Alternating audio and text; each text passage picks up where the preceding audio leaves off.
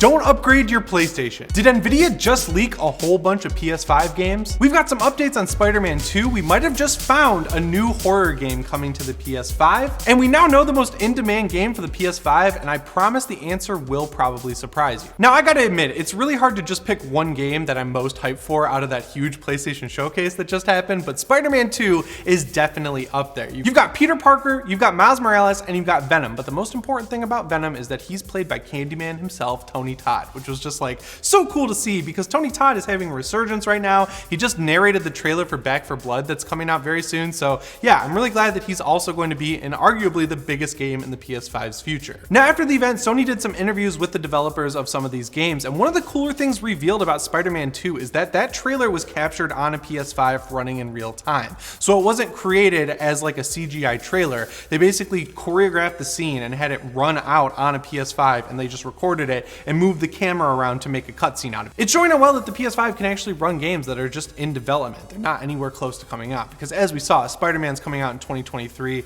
and I wouldn't be surprised just based on how things have been going lately if that got pushed to maybe late 2023 or early 2024. Now, I gotta be real here. If you compare that trailer's graphics to what we've seen in Spider-Man Remastered or Spider-Man Miles Morales, it's not that big of a jump. I feel like if this is going to be co-op though and have the exact same graphics as those single player only games, that's going to be the big gameplay leap that we're expecting. Also, shorter load times, maybe a bigger city that's more accurate to New York, or I guess even more accurate to New York City would be awesome, because there's like every landmark you expect to see is in the right-ish spot, but some districts of New York, I was talking to my friend Jake about it, who lives there, and he was like, yeah, some stuff like Hell's Kitchen is just in the complete wrong spot. So if they're able to do what Ubisoft does with stuff like The Division and make it a one-to-one New York City, or maybe add some more boroughs in or something like that, that's all the stuff that I feel like the PS5 is going to bring to the table with Spider-Man 2. And also, I'm just going to put some stuff into the world that I think should be in this game. If there is not at least a portion of this game or a DLC standalone thing, anything they want to do where you get to play as Venom,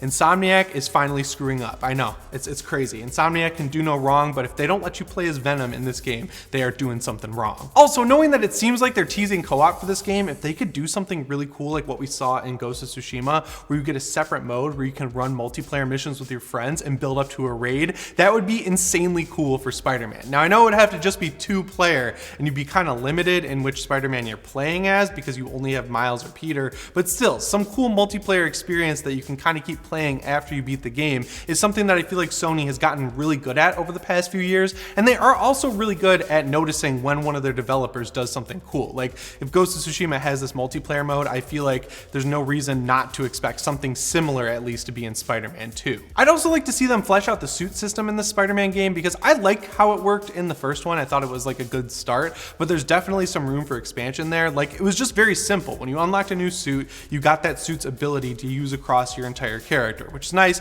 and streamlined, but I feel like they could take it even further and just introduce like some suits have better armor, or some suits don't, or some suits make you faster, stuff like that. Like, we could see them used how they're used in the comics or the movies. And hey, knowing that Insomniac's Marvel Universe is like a franchise thing now, I'd love to see them start teasing some more characters within the Spider-Man game. Like, we're getting Wolverine, we'll talk about that in a second, but I don't think there was any tease in either Miles Morales or the first Spider-Man game about Wolverine, but you had stuff for literally every other Avenger in that game. You got Avengers Tower, you got Doctor Strange's Sanctum Sanctorum, you've also got a tease for Daredevil, but no, they had nothing for Wolverine, and then that's the next game they announced, which I like the surprise there, but something cool about the MCU is those after credit scenes where you get stuff teased to you about what's coming in the future, and then you get all hyped up. Insomniac, you're working with Marvel properties. Take some good pages out of Marvel's book. Sorry to interrupt. We are having some technical difficulties at PSReady. My name's Nicole. I'm from Super Switch Go, and I'm giving away a free Nintendo Switch OLED. Be sure to check it out after this video. I'm gonna figure out how to get you back to Jimmy. But yeah, speaking of Wolverine, that was a game I was extremely excited to see, and then I kind of took a step back a little bit and was like, how violent is this going to be, right? Are they gonna have to go the MCU route where it's gonna be a hard PG-13 type thing, or are they gonna go more like Deadpool and actually let Wolverine be Wolverine? Or I could have said Logan, that would have been a much better pick than Deadpool. Like, are they gonna go full Logan and let him be like Logan? I don't know, sorry guys. But yeah, I want Wolverine to be an M-rated game, and I'm really happy to report that someone else felt the same way and asked one of the people working on the game what it's gonna be like, and they promise a full-on, mature, true to character Wolverine game. Now, the cool thing is, we can kind of see what that would be because there was actually a very good Wolverine game back when X-Men Origins Wolverine came out. So as the story goes with that one, that's basically the best movie tie-in game ever made, but it's kind of a cop-out because it wasn't actually going to be a movie game. So Raven Software, who's basically in Call of Duty jail now, that's the only thing they're allowed to make, they were already working on an X-Men game with Wolverine in it. It was going to be M-rated, it was going to go through the character's whole history, it was going to have this original story, and apparently they were very far along on it when Fox came to Activision and was like, hey, we got this Wolverine movie coming out and it looks like dog, but we really want to have a game tie in with it. Can you guys figure something out here? So then Activision was like, guys, Raven, I know you've got an original idea here, I know you're really far along on this awesome game, but we're going to just shoehorn in some parts from this movie, including the terrible looking Deadpool where we sewed his mouth shut, which is completely antithetical to the character of Deadpool. And Raven, they said okay, and they did it. And you know what? The game still turned out pretty good, but you can definitely tell which parts were done latest because they're the parts from the movie, you know? So yeah, long story short here, I hope Insomniac looks at what made that game very cool, specifically the intro of the game where you're Wolverine in Vietnam. That is seared into my mind because it was the demo on the Xbox 360 for the game, and I played it like 150 times, and then I begged my mom. I was like, Mom, we gotta go get this X-Men Origins Wolverine game. It's only $50. It's $10 less than every other Xbox 360 game. Come on. And she was like, all right, we'll go get the Target Special Edition with the holographic cover just for you. So that game's very special to me, and even though it's not very good now, Insomniac could probably make a much better game. Now, one update from the PlayStation Showcase that didn't go over so well was the stealth announcement from Rockstar that GTA 5 on the PS5 is now delayed from November of this year into March of 2022. So if you go look at the trailer on YouTube right now, it's sitting at around 30,000 upvotes, which, you know, it's pretty respectable. You know, this is a, what, like almost 10-year-old game at this point, still getting 33,000 upvotes on your trailer, pretty good. And then you look at the downvotes and you realize they have 125,000 of them, and you're like, ooh man, Rockstar, you screwed up. So there's a lot of reasons the gamers are mad here, and honestly, I'm kind of on their side. The first one being that when you look at this trailer, while it still looks pretty good because it's GTA, it also still looks a lot like GTA 5. Like, it's that phenomenon where you remember how a game looked the first time you played it, and then a good remaster or remake will feel that way when you actually get into it.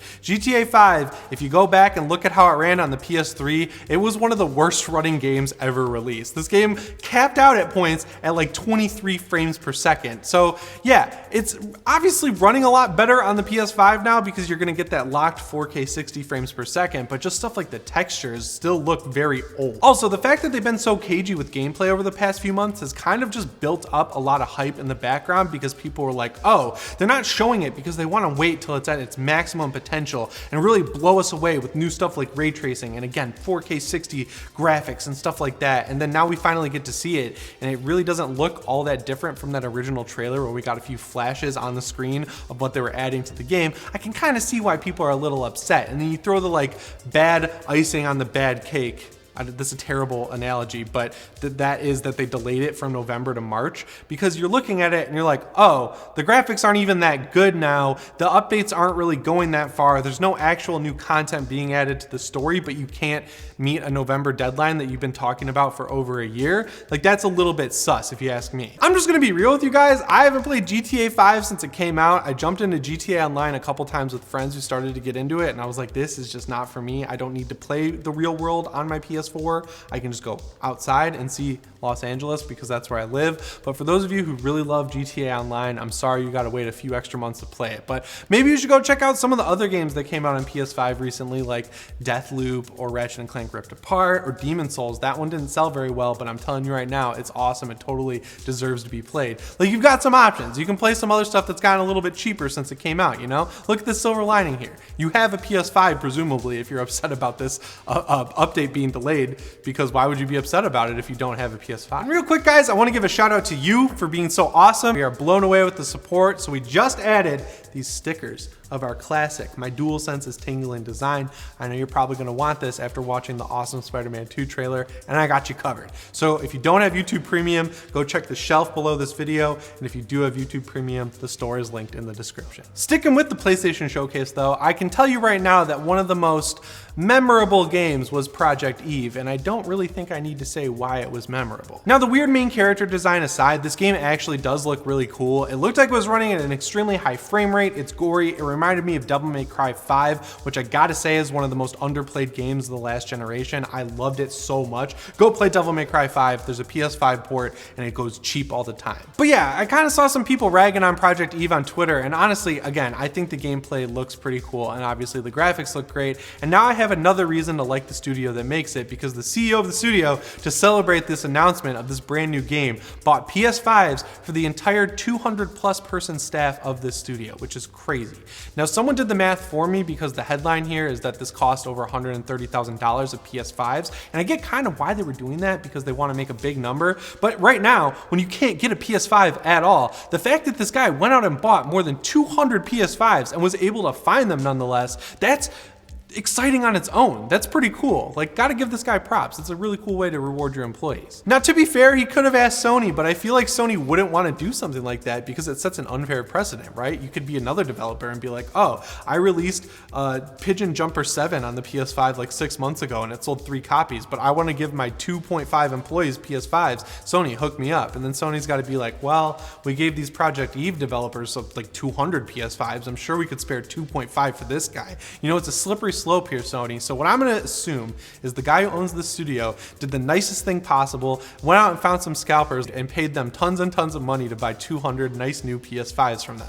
Hopefully these aren't the used PS5s that are being repackaged after being hardware banned, because that would suck. So a website called AV Installations went on Twitter, Instagram, Facebook, and YouTube and figured out what is the most anticipated PlayStation 5 game based on likes and views across all of those different platforms. And far and away, the #1 spot was Hogwarts Legacy at over 23 million views of its content. Now, at first I gotta admit this was a little bit surprising to me, because again, we haven't heard anything about this game in almost a year at this point, which is insane because it was supposed to come out this year and then was delayed into next year. And we haven't even really seen gameplay from it. Like, we got that honestly pretty cool reveal trailer, which showed off a lot more than we see in other reveal trailers. And it looked like it was being run in the game's engine, which again, also puts it past other trailers of its kind. But still, I would love to see some gameplay for a game that's supposedly coming out next year. But I gotta respect the tactic of going away after a delay and making sure that when you come out later, you have something genuinely cool to show, unlike Rockstar with GTA 5. And another reason I'm surprised that this game is so popular is that Harry Potter, I thought, was like a generation behind at this point. Like, I feel like Gen Z doesn't give a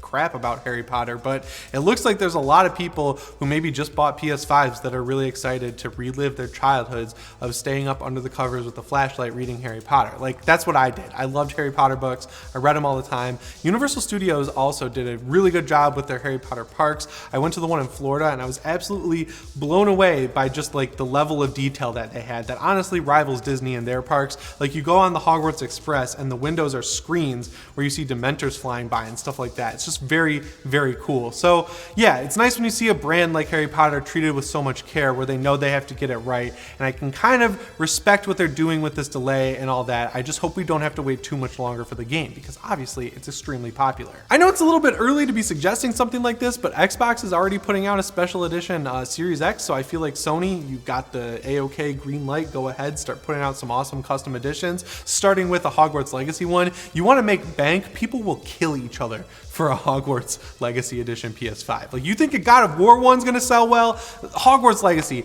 not even close. This game has 23 million views across nondescript platforms. Out of all the game streaming services, the one that seems to be the most popular is GeForce Now, and when you hear what it is, it's easy to see why. So basically, if you pay for GeForce Now, you can log into your Steam account on a virtual computer and run any game you own on Steam that's supported by the service at maxed out settings, and it actually has extremely low latency. Like, this has been around for a while. I went to CES with Austin a couple years ago where they showed it off big time, and even on that like Vegas Wi-Fi that was completely congested by thousands of people being in town for CES, CES, we were able to play games over the internet, and they played really well. But unfortunately, despite the good reviews, GeForce Now is causing some big problems for Nvidia because a database of games that are playable and will be playable was leaked online by a guy named Igor July. That is real. That is his name, Igor July.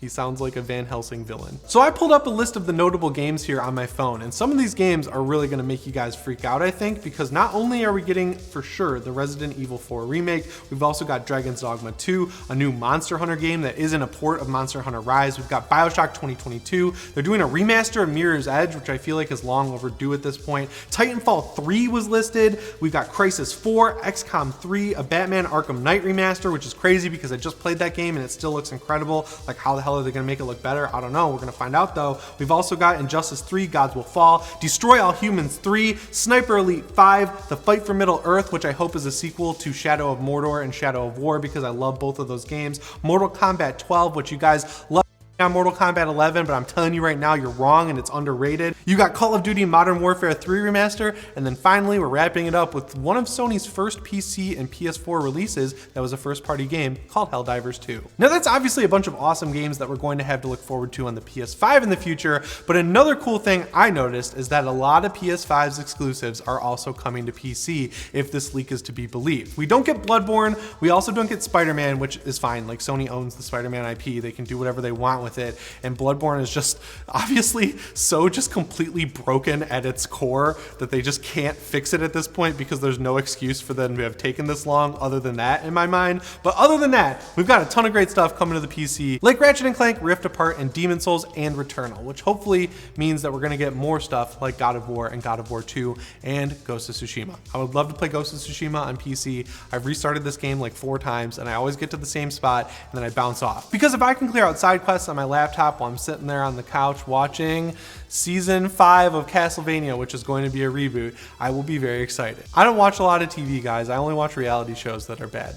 I'm not going to tell you which ones. Now, since this big leak came out, obviously Nvidia had to do a lot of damage control, and they're saying that no, this list is speculative. You know, these are games that could happen. They're not confirmed or announced or anything like that. Nvidia, we all know this is real. You guys really stepped in it here, but thank you for doing so. I really appreciate this big leak of games that I have to look forward to because surprisingly for once, there are a lot of games that I actually want to play. So alongside the brand new PS5 update that added a whole bunch of features people were excited for, Sony also updated the PS4's firmware to update 9.0. Now, as we rapidly approach the end of the PS4's life cycle, I would start to expect these updates to be more fewer and far between, but this one actually added some pretty cool features, which is why people are so excited to grab it. You can now do remote play from your phone on mobile data. You can look at PS5 trophies on your PS4, and if you're the owner of a group in the Messages app, you can just go in and delete it, which are all cool quality of life updates that I feel like they didn't necessarily have to do. And this update is essentially bricking their console. There's people saying that once they install it, menus take forever to load. They can't buy or download things from the PlayStation Store.